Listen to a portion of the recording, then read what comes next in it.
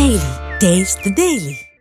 CM Revanth రెడ్డిపై హరీష్ రావు సంచలన comments చేశారు. రేవంత్ రెడ్డి రేపు ఏ పార్టీలో ఉంటాడో తెలియదన్నారు. కేసీఆర్ స్టేట్స్మెన్ లా మాట్లాడితే రేవంత్ రెడ్డి స్ట్రీట్ రౌడీలా మాట్లాడుతున్నారన్నారు హరీష్ రావు.